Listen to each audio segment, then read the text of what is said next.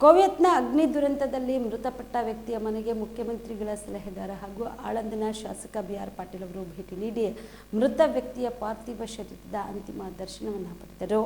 ಕಲಬುರಗಿ ಜಿಲ್ಲೆಯ ಆಳಂದ ತಾಲೂಕಿನ ಸರ್ಸಂಬ ಗ್ರಾಮದ ಮೃತ ವಿಜಯ್ ಕುಮಾರ್ ಮನೆಗೆ ಭೇಟಿ ನೀಡಿ ಪಾರ್ಥಿವ ಶರೀರದ ಅಂತಿಮ ದರ್ಶನ ಪಡೆದು ಕುಟುಂಬಸ್ಥರಿಗೆ ಸಾಂತ್ವನ ಹೇಳಿ ಕೇಂದ್ರ ಸರ್ಕಾರದಿಂದ ಬರೋ ಪರಿಹಾರ ಕೊಡಿಸುವ ಪ್ರಯತ್ನ ಮಾಡುತ್ತೇವೆ. ನಮ್ಮ ಜಿಲ್ಲಾ ಉಸ್ತುವಾರಿ ಸಚಿವರು ಈಗಾಗಲೇ ಎಲ್ಲಾ ಅಧಿಕಾರಿಗಳ ಜೊತೆ ಸಂಪರ್ಕದಲ್ಲಿ ಇದ್ದಾರೆ. ವಿಜಯ್ ಕುಮಾರ್ ಬಹಳ ಒಳ್ಳೆಯ ವ್ಯಕ್ತಿಯಾಗಿದ್ದರು.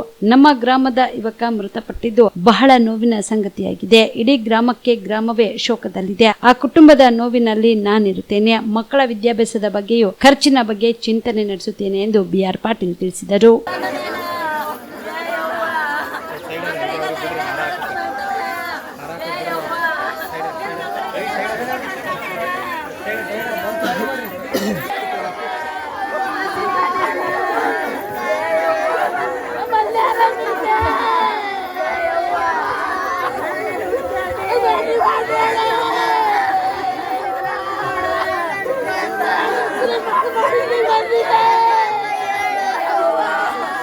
ಪ್ರಕಟಣೆ ಆರೋಗ್ಯ ಮತ್ತು ಕುಟುಂಬ ಕಲ್ಯಾಣ ಇಲಾಖೆ ಕಲಬುರಗಿ.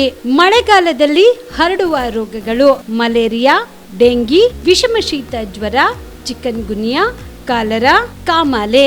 ಭಯಬೇಡ, ಎಚ್ಚರಿಕೆ ಇರಲಿ. ಕಾಲರಾ ರೋಗದ ಬಗ್ಗೆ ಕೈಗೊಳ್ಳಬೇಕಾದ ಮುನ್ನೆಚ್ಚರಿಕೆ ಕ್ರಮಗಳು: ಕುಡಿಯುವ ನೀರಿನ ಶುದ್ಧತೆ ಬಗ್ಗೆ ಎಚ್ಚರ ವಹಿಸಿ ಚೆನ್ನಾಗಿ ಕುದಿಸಿ ಆರಿಸಿದ ನೀರನ್ನು ಕುಡಿಯಿರಿ. ಸೊಪ್ಪು ತರಕಾರಿಗಳನ್ನು ಶುದ್ಧವಾದ ನೀರಿನಿಂದ ಸ್ವಚ್ಛಗೊಳಿಸಿ ಬಳಿಕ ಸೇವಿಸಿ.